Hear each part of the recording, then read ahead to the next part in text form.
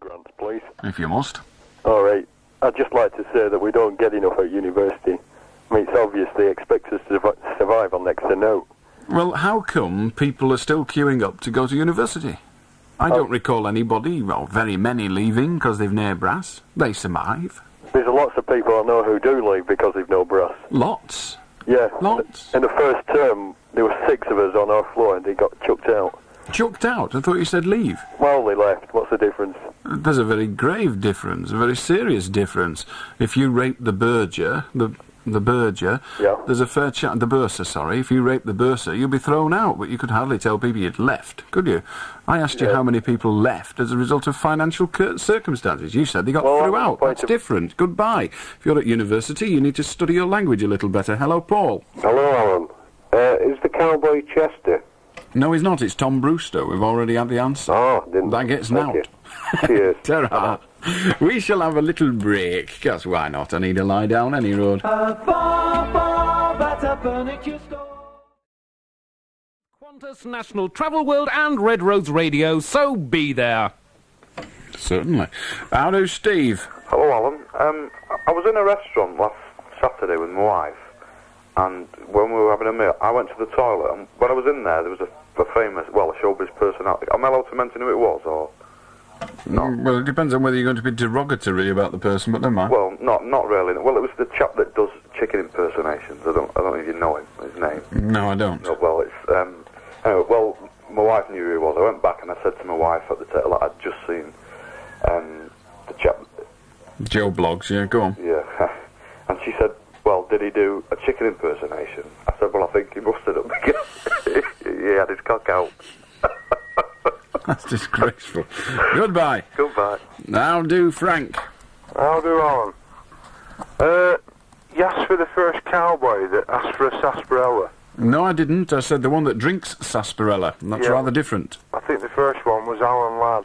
Alan Ladd wasn't the first one, or he didn't drink sarsaparilla, and anyway, that was an actor, not a cowboy, and Tom Brewster was the one that drunk it. That was always his drink. He wasn't a cowboy, he was an actor as well. Sorry? He was. Yes, but he was tenderfoot. He played tenderfoot. No, he was still an actor. Well, yes, he was an actor. An actor cowboy. An actor cowboy, but his character name was Tom Brewster. I know what you meant, but I think the first one was Alan Ladd. Well, he may well have been the first one to ask for one, but he wasn't the one that drunk it all the time. Apart from that, have you got your concise dictionary with you, please? Yes. Could you read out the definition of a democracy? I read it out before. Yeah, could you read it out again, please? Oh, good Lord. For why?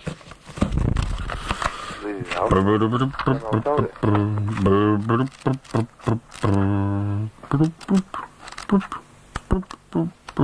you. Democracy. Where is it? There it is. A government by all the people, direct or representative, form of society ignoring hereditary class distinctions and tolerating minority views. And tolerating minority views? Yes. Would you agree that Tim was a minority view? Yes. Why didn't you tolerate him? I'm not a democracy. I gathered that through... Well, I didn't claim to be a democracy. I am not a democracy. I have never in one time, not one instance, claimed to be a democracy. He was saying a democracy was thus. And he was wrong. But I am not a democracy, have no desire to be one. I am me, probably one of the most arrogant people you will ever speak to. No. Met worse. All right. Good night. Good night. How do, Debbie? Well, it's not Debbie, it's Dave. How do, Dave? This is fantastic being on the other end of this line, because it's the clearest I've heard you for nights. I'm calling from Peterhead in Scotland. It's you that I spoke to earlier. That's the fella. By Jove. We've got nothing else to do in Peterhead. You're on again, yes indeed, sir. Oh, it's raining up here, it's not so clever. Well, what are you doing listening to the radio in Peterhead, for crying out loud? Well, I'm picking up you from 400 miles away, believe it or not. I know, but why? Why? Well, some man came on before earlier in the night and said you sounded like somebody else, so I won't mention his name. James Stanage. That was the one. And I'm originally from Manchester, and there was a little bit of a Stanish tendency, but I find you're a little bit different myself, personally. I don't think you're quite the same as Stanish. I think you've got a bit of a style all of your own. Well, but Glad to hear it. Oh, yeah, but it certainly makes a change. It's worth tuning into, other than the problem that you keep fading in and out, you know? Well, I'm doing my best. I'm shouting as loud as I can. There is another way round it, of course. What's that? You can ring Preston 50301, and you can hear it at telephone quality incessantly. It's there 24 hours a day. 50301, indeed. Indeed. That seems terrific. Tell me, do you get any other sort of long-distance calls, do you? Yes, well, I think Peterhead is probably the... I don't know, we've had Stoneleigh, which is down towards the Midlands, and we had somewhere just outside Wolverhampton that listens. We've got loads of people in North Wales that listen, but that's obviously quite close. It's way beyond our boundary, but it's quite close. And we get a QSA card. Do you know what one of those is? Indeed. From a radio arm. Well, we get a QSA card from Finland quite frequently. And we actually had a letter of complaint from some Canadians. We didn't take it too seriously, but it was posted in Canada. Some Canadians, my God. Canadians, Can't you tweak your transmitter a little bit, you know? I'm sure I can tweak it, but it's not mine. I've tweaked mine once or twice and gone blind in one eye. But the only one we can really tweak is on Winter Hill, and it's owned by the IBA, and Yonmon can't reach the bugger anyway. They won't like that. They'd not like it. No, they don't like tweaking. In fact, I'll probably get cut off for tweaking my own transmitter. Yeah, the other thing is, I was going to say Tom Brewster as well, but because I've got extra digits to dial, it took me longer to get to. Well, it's the real world. Ta-ra, Dave. Good to talk to you. And say no more. Take care. Peterhead, indeed. Ta-ra. Scotland. Yeah. Well, there's the brave. And now then, on line 5 we have Mike. Hi, I'd like to just talk about the fog lights and cars, please, if I may. Go on. Can I make a plea to all the drivers out there not to use them when they're not necessary? Of course you can. You just did. Thank you. I'm on your side. Right, by the way, I'm a student, and I'd just like to say that I can survive on my student grant. Oh, you'll be very popular. Ta-ra. Right, okay, ta-ra. I'll do, Brenda. Hello, Alan.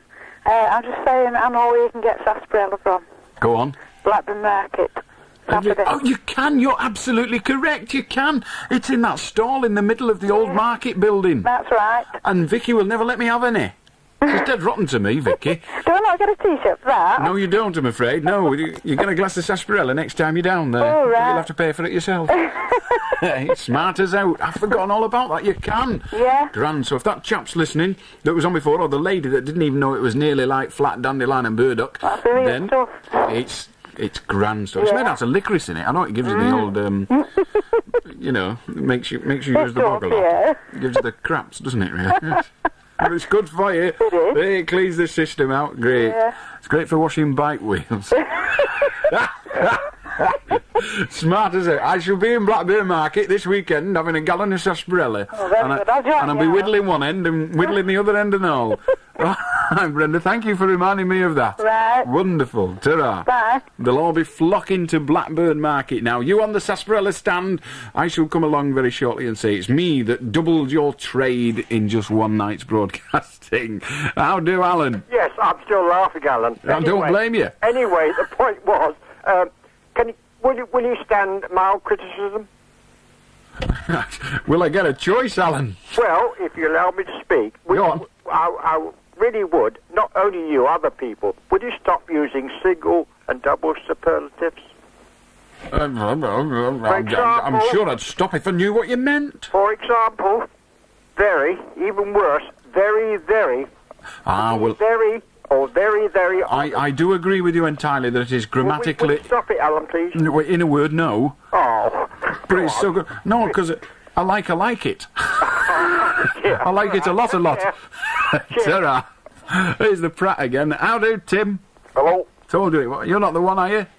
Older than me? Is it you again? Yeah. Is it? No. No, you're a different one. Okay. How do then? All right, mate. I'm all right, yeah. Yeah. I'd just like to say, like, you're on about the QSA card before. It was QSL card. Sorry? QSL card, not QSL, you're right, QSL. Yeah. QSA used to mean, can you hear me? QSA, IMI meant, can you hear me? QSA meant yes. Yeah, that's right. QSL was signal strength. You're right. Yeah. Sorry. All right. Thank you for the correction. Hang on. Oh, sorry. You come with Selport on the 23rd of April, aren't you? Well, there's some dispute about that. I was originally, when we originally made the arrangements, I was coming to Southport on the 23rd of April. Apparently, the Scaresbrick Hotel are talking about doing it on an earlier night now, and if that is the case, I'll let you know. All right, mate. Before you go, Alan. I'm not doing you, but go on. No, can you say hello to Snail, though? Certainly not. We don't do dedications on this programme. How do, Jeff? Hello. Hello. I beg to differ on this, Tom, what's he called now, Sarsaparilla? Go on, beg all you like. I think it's Calamity Jane. Calamity Jane? Yeah. Gobblers! How can she be a cowboy? Well, cowgirl then. Well, cowgirl, the question was cowboy. You don't... Listen. Are you sat down or stood up? I'm laid down. You laid down? I'm in bed. You're in bed, right, lift the sheets up. Lift the sheets up. I've got them up. Right, have a look round there. Go on. Now, is there a sort of dangly bit? Yeah. Right. Well, you could be a cowboy. Right, well, right? I would be. Now, get yourself a pair of gardening shears if you want to be a cowgirl. No, you can tuck it in quite nice. I've had a look. I watched the film Calamity Jane. I don't care. Calamity Jane wasn't a cowboy. I refuse this. I'm sorry. She used to ask for sarsaparilla. I don't care. She wasn't a cowboy. It doesn't count. And anyway, you stop trying to cheat. It's Sally Saparilla. It's not Sally Saparilla. It is. Yeah, well, you say that, but you don't even know what sex you are. You want putting away. Get this man locked up. Thanks a lot, Alan. See you, Jeff. Ta-ra. Cowboy, indeed. Calamity Jane. It'll fool me, pal. Howdy, Bob. Hello, Alan. Hello. I'm having the crack at this cowboy one. Is it William Bonney, alias Spirit the Kid? Certainly not. Wasn't it? It wasn't. It was Tom Brewster. We've already done it. Somebody's won it. Have we? You've not been paying attention, have you? He stood there in the phone box at the end of the road in his pyjamas and dressing gown, and he's not heard the show. I'm a good way from the radio, you see. Never mind, Bob. It's already been won, mate. It was Tom Brewster in Tenderfoot. Was it? Smart as out. Okay. Good night. We've got 'em going now, haven't we, eh? For style and elegance in fitted kitchens and bedroom furniture, come to Jasco, cabinet maker since 1940. Our skilled craftsmen will create quality units to enhance your home, leading to a lifestyle you've only dreamed of. Visit Jasco's showroom at Mounsey Road, Bamber Bridge, Preston. Open weekdays 8:30 till 5 and Saturdays 9 till 12. Telephone Preston 39331. The heats for Miss Red Rose Radio are coming to Trader Jack's nightclub on Thursday the 10th and 17th of April with Robin Ross, and Silver Screen Nightclub, Prince of Wales Hotel on Friday 11th and 18th of April with Paul Fairbairn. Prizes include vouchers from Hair and Beauty and Just Scent of Preston. Miss Red Rose Radio 1986, sponsored by the Blackpool Imperial Hotel. Howdy, Charles. Hello. Hello. Right, I want to talk about the use of military weapons in space by the Russians and the Americans. Go on. Well, I think the money would be better used by tapping the natural resources of cheese on the moon. You're probably right, yes. But who wants to eat green cheese? There's only the French who'd eat it. Yeah, but it solved the third world problem, this is my thinking. You can't live on cheese. Well, you get a bit of bread and water and you're okay. Ah, but we've no bread. Well, make some. Well, you can't, can you? We haven't got the dough. Because we're all add up. That's all right then. Ta-da! Right, bye. Oh, dear me, it's a potty programme tonight. On line 5, who have we got? Dave. Hello, Alan. I do. Yeah, what it is, I'd like to talk about illegal broadcasting, as in pirate radio. Go on. I think it should be legalised on a small-scale basis as community radio. And, well, it is being. Yeah, but they're not getting round to it. They keep saying they're going to do it, but they never get round to actually doing it, do they? Well, there is a, if you like, published procedure that is being adhered to. Whether it is quick enough for your satisfaction, I very much doubt. But certainly it's coming, and I've got mixed feelings about it. I'm rather glad that they're going to deregulate some radio, but of course they're not going to deregulate it very far, so they won't solve the problem of what are called pirate broadcasters. You will still have pirate broadcasters who don't want to be regulated in any way. Well, this is what I say, you see, because I don't know whether you listen to any, but... No, I don't. The only radio stations I listen to on a regular basis are ones that have absolutely no music on them. I listen to Radio 4, predominantly, yeah. Yeah, but my actual point is that there's quite a good... Well, there's a few good stations about which are actual pirates. Yeah, as I say, like, I'm on the other side of the water from you, I'm in Birkenhead, and there's quite a few over here, and a lot of them are very good. They're a lot better than some of the IBA. I'm prepared to accept that some of them are good. Indeed, I'm prepared, if I must, accept that all of them are very good in terms of there is an audience out there that wants them. The only reservations I have about pirate radio, as we choose to call it, have got nothing to do with their abilities or otherwise as broadcasters. It has to do with the fact that commercial radio can only exist within the legal requirements. That's the only way it can survive. Yeah. Now, for it to survive, it has to have a fairly large audience in order to convince its advertisers that it's worth spending what, on the face of it, seems to be a lot of money to purchase advertising. Mm-hmm. So if we are to have commercial radio as we know it, then all stations must be regulated in some way. I would have no real objection to actually saying, OK, if you want to start a radio station, start one. Find yourself a frequency and start broadcasting, rather like they do to a large extent in some of the states of America, in some of the cities in Australia. I would have no objection to that, because then we would be competing on a fair basis. Unfortunately, in Britain, and only in Britain, there is an added problem, and that is the needle time regulations of the Performing Rights Society and the Phonographic Production, I think it is, Phonographic Performance Limited. All of those people control the amount of music that legal stations can operate with and actually spend a lot of money. They force them to spend a lot of money for the privilege of playing their music. Now, that doesn't apply to pirate radio, so they are unfair competitors. And that unfair competition I want to see eliminated, either by the deregulation of broadcasting per se, or by the introduction of regulations and very strict penalties and policing of non-regulation stations. By that I mean pirates, of course. So I'm in favour of access radio, letting any Tom, Dick or Harry set up a radio station if he or she so desires, but that's got to be the same for everybody.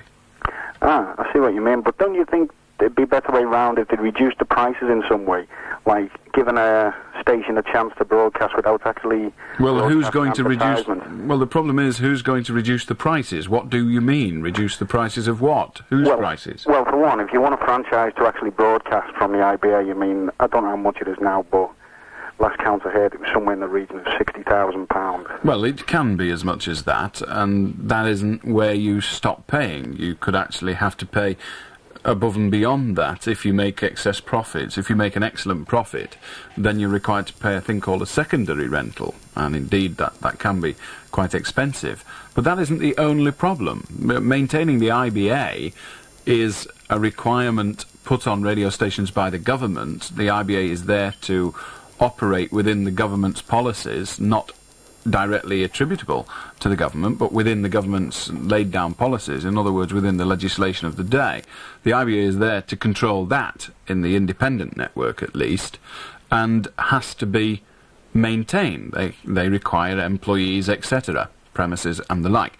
They also maintain the transmitters. They own and maintain the transmitters. Now, yes, if we didn't have to pay the IBA, we could probably run our own transmitter for less money. But the power that the IBA has can only be wielded, as it were, if they've got power over the transmitter. And their power is simply to say, click, flick a switch. That is how they maintain power over the independent radio stations. And I'm not complaining about that. That is how it is. I'm happy to work in that environment. What I do complain about is when people set up radio stations and they are, as I said before, unfair competitors. So if we are to have independent radio, true independent radio, pirate radio as it is defined, if we make it no longer pirate but perfectly acceptable within law, then fine. But it's got to apply to all. Now that will mean that everyone will have to get transmitters, or alternatively there will have to be, agreements between local stations, perhaps in your street, where they share a transmitter at different times, or they use the same masts, or what have you. All of that would have to happen. Yeah. The professionalism that we in Britain have become accustomed to in our broadcasting would diminish considerably. I'm not suggesting this programme is professional.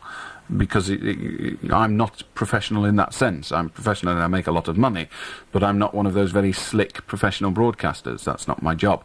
But the majority of broadcasting in Britain is very, very professional indeed, and I include radios 1, 2, 3, 4, etc., and our colleagues across the road at BBC Radio Lancashire. Very professional. Yeah. If we want to have that standard of broadcasting, then we can't have any Tom, Dick or Harry doing it. And if you say, OK, there are no regulations, then you will lose that professionalism. Yeah, I see the point. But don't you think the IBA should sit down sometime, and instead of taking these pirates off the air straight away, listen to a few of them and find out, if, you know, make an opinion, well, this one sounds quite good. We'll consider this one for when the problem there is twofold, and the IBA would be in breach of their own policies if they did that, because, of course, the IBA is a government quango. It's set up by the government to operate the government's policies, and it cannot be seen, or even clandestinely, support an illegal operation. It can't do that. It's a government body. Now, it isn't directly controlled by government, but it must work within the gambit of government policies. So it could not do that. And secondly, of course, if it did do that, that would merely encourage others to attempt to impress the IBA, which, of course, would then serve the exact opposite purpose, or achieve the exact opposite of what the IBA want to bring about, and that is a professional standard of broadcasting. Yeah, I see your point now. I've only got one more question. I don't know whether it's true, but from what I've heard, you know, you're transmitting from Preston. No. Are you permitted to cover only a certain distance with transmitting power? The answer to that is yes and no. The power of the transmitter, and we have two, there is one that transmits medium wave from one locality, and one that transmits VHF from another locality, and the power of those transmitters is arranged and controlled by the IBA. Indeed, as I said earlier, they own and operate the transmitter. All we do is we send a signal to the two transmission stations. Yeah, I know. The actual signal is put on air, on the radio, as it were, by the IBA. So they regulate the signal strength of all the commercial radio stations in Britain. Yeah, the point I was trying to make is, well, it'll probably sound good to you. Sometimes, as I say, I'm in Birkenhead. I can actually pick you up sometimes good, if not better than Radio City, on single strength 5 sometimes. That may well be the case. Indeed, I know it to be the case. We do have a very strong transmitter, certainly on VHF. There is a reason for that. Lancashire is in a very, very hilly area. And of course, the people in the north of our territory have the right to a acceptable level of signal, as do the people in the south of our territory. But the territory to the south is a lot flatter. The Lancashire Plain, the West Lancashire Plain, is very flat, which means the signal that comes to Merseyside is unobstructed, whereas the signal that's got to reach Lancaster has got to be very strong to get over all the hills and dales. Yeah, I see your point. So the signal sent north is exactly the same signal, if you know anything about radio, and I'm sure you do, then when you send the signal, it basically radiates. You can't send one signal one direction, another signal the other direction. Oh, no, that... Not without splitting the frequencies. Well, you broadcast only directionally, don't you? That's right. FM. That's right. Yeah, okay then, I'll let someone else come on.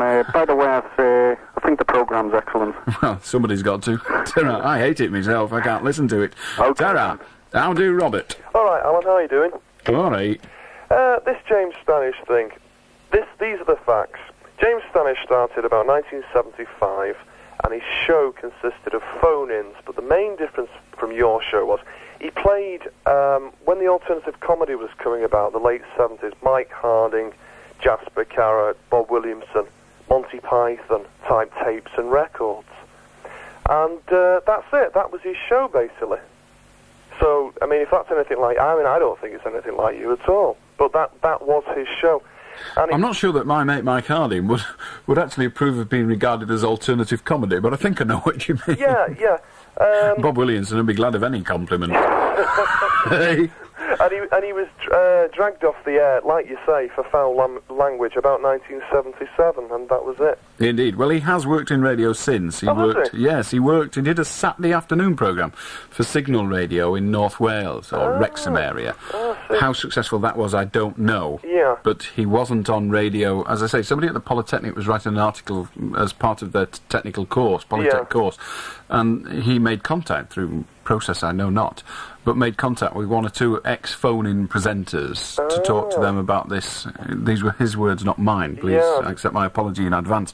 But the phenomenon of Allan Beswick. Yeah. Because he maintained it was. Whether it is or not, I don't know. Yeah. I don't really care either. As long as he keep paying me my bloody wages. Okay. Cheers, thanks. Cheers. Bye-bye now. We shall talk to Rose, only a Rose, after the break. Commencing the 4th of April at the Wigan Little Theatre, Barry England's successful play, Conduct Unbecoming. Allan Beswick. How do, Rose? Rose is red violet, a blue nigger stink. How do... Eric. Eric's gone. Derek's gone anyway. Line 1, we have... Peter. Hello, Alan. How do? You know that the title of that show you were talking about before, the Western series? Yeah. It was actually called Sugarfoot. No, it wasn't. It was called It wasn't. Sugarfoot. No, that was the American title. Sorry? It was called Sugarfoot. The American title. I don't know what they called it, but over here it was called Tenderfoot. You sing that song again, it's called Sugarfoot. It isn't, it's called Tenderfoot. No, it wasn't, Alan. I'm sorry, I reject your theories as utter bunkum. Alan. A what? I bet you a pen. I've never gambled in my life. I don't intend to start now. You sing that song to yourself now. It's called Sugarfoot. It's not. It's called Tenderfoot. It's not, Alan. It is. It isn't. Well, you can... I'm sorry. I reject you in entirety. Pardon? I reject you in entirety. Coming on here with your tuppenny halfpenny lies. No, do you remember they did a show called Gunsmoke? Yes, I do. Well, do you remember the guy? Title? What was his guy? The guy with the gammy leg. That's it. Or a game leg, as I used to pronounce it. It was called Gun Law, actually. What? When it first came out, it was called Gun Law. It might well have been. I don't know that. It was. Then they changed the title back to the original American title. You see, Gunsmoke. Smart with the rifle. That's it. Boom. Great, then with the days. Of that sugar... Yeah, Jane, get back to your lies again. Go and wash your mouth. I'll see you, Alan. I'll do, Alan. Hello, Alan. Hello. Can I talk to you about student grants again, please? If you like, yeah. Right, I've learnt some language now. I'd just like to say that before, what I said, we're all living off overdrafts and borrowed money now at university. So am I. Are you? Borrowed money? Yeah. Bet you're on a damn sight more than what I am. You said you were living off borrowed money. Yeah. The fact is, I have to borrow an awful lot. £5,000 overdraft. Well, mine... I will be in debt to a considerably greater tune than that quite shortly. Oh, yeah? Why is that? I'm just buying a bigger house. Buying a bigger house? I wish I could afford a house. Well, I wish you could as well. You know, the room I'm living in, it's unbelievable. Well, you've made it like that. Clean it up. Well, no, I don't mean that. It's only 3 foot by 4. 3 foot by 4? Yeah. Must be very difficult standing up all day. I've got to grow my pots in that. I'm sorry? And you've got to what? I've got to grow my pots. I can't afford to buy proper heroin. Well, I'm sure you can't. I wish you could. You might talk sense. How do Matthew? Hello, Alan. I'd like to talk about, you know when you pay a fine to the court? Yep. I always wondered where that money went to. I did as well. Do you know where it goes to? Where? No, I want to know where it goes to. So do I. Oh. Hi, Bones. Bones? Who's Bones? I thought he was on Star Trek. Hello, Alan. Hi, Alan. This is Alan, the compulsive gambler again. Oh, go on. I bet you're not. Go on. I've got another compulsion now. I started eating mounds and mounds of chocolate. Miles of chocolate? Mounds and mounds. Oh, mounds of chocolate, yeah. All sorts, you know.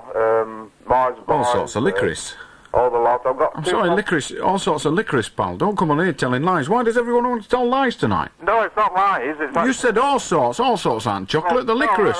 Yeah. Well, that was a kind of a cliche. A cliche. Anyway. They're horrible, them cliches. The nuts stick in your teeth, you know. That's true. Yeah. But the point is this: I've got 2 compulsions now, and go on. What I want to know. You said a few months ago that an alcoholic has psychological problems, and he has to have a crutch of the alcohol. When you take that away and he goes to Alcoholics Anonymous, he gives himself another crutch. This is true. Now I'm hobbling around with 2 crutches. I know, it must be difficult. If I'm eligible for a psychological wheelchair from the National Health. Absolutely. I'm okay for that. Oh, yes, you're okay. Oh, fantastic. Don't burn your hands going down the hills. Ta. Ta-ra. How do you, Graham? Brian, sorry, I'm going deaf. How do you, Brian? Hello, Alan. Good morning. Hey. What can we do for you? I'm just ringing up, mate, to say thanks very much for the best entertainment I've had for years. It's all right. Which was it? The nutter with the tenderfoot? No, you. Me? Yeah, you. Don't be blaming me, pal. It's, I look forward to coming in from work of a night time and listening. I always look forward to going in from work. The trouble is I talk to lunatics for 4 hours before I can go home. All right, thanks for your call. I've only been listening for about 2 weeks to you, but have you? We look forward to it. Smart as We're in Stockport and your Q5 radio down here. Q5? Ooh. Do you remember the Q bikes in the newspaper, in the comics? Aye. They were great, weren't they? The Q bikes. Smart. I remember. I always wanted to have a Q bike. Aye. Never mind. All I get now is a bike Q. Ta-ra! Ta-ra. How do, Mike? Hello, Alan. Hello. You corrected somebody before. Somebody was trying to tell you that sarsaparilla is really pronounced sarsaparilla. Go on. I'm afraid the Shorter Oxford English Dictionary agrees with them and not with... Just a minute, we got a copy of that here. Hang on. It's volume 2, page 1887. Oh, I've not got a big one. Oh, well, I'm in that one. Oh, are you?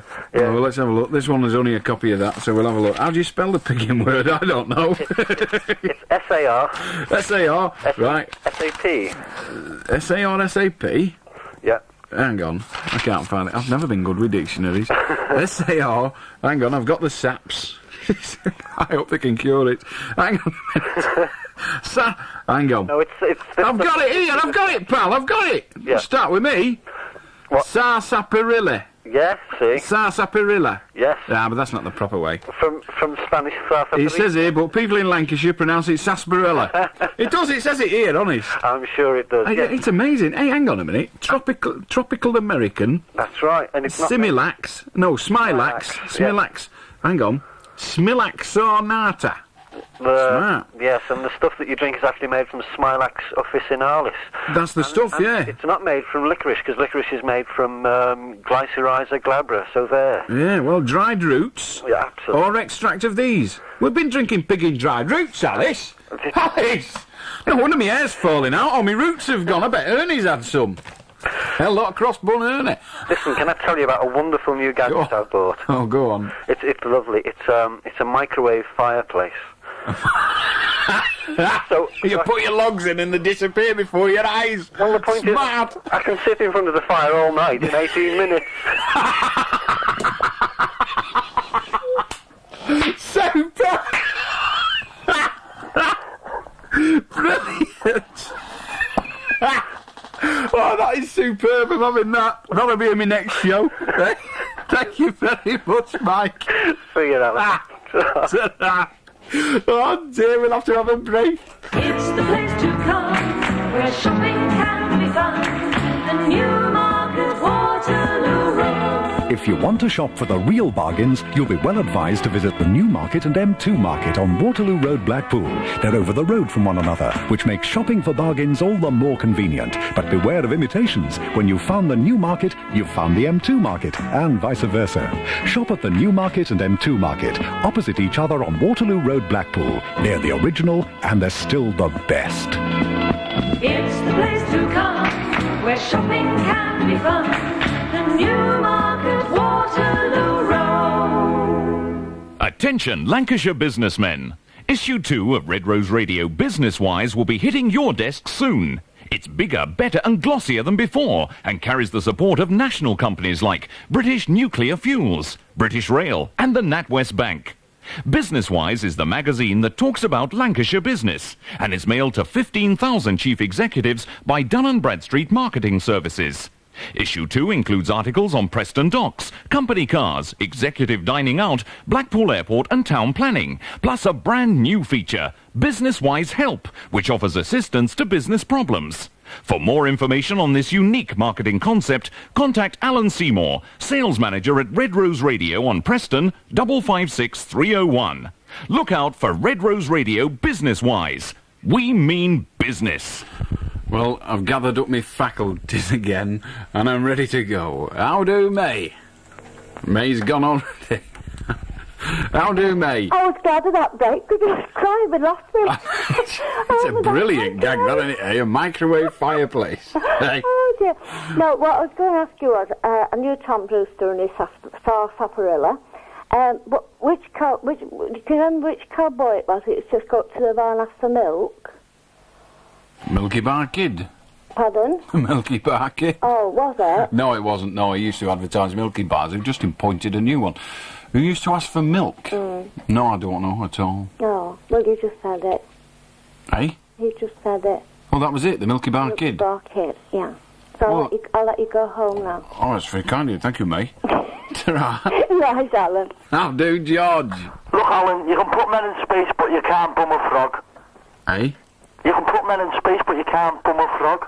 I'm sure you can't. I must admit, I've never actually had that particular perversion thrust upon me, or even into me. Right, it's time to end the show at 10 minutes to 2. Thank you to all who took part, particularly those that made me laugh, because I do like laughing, you know. People think I'm a nasty, grizzled old walnut of a fellow. It's not true.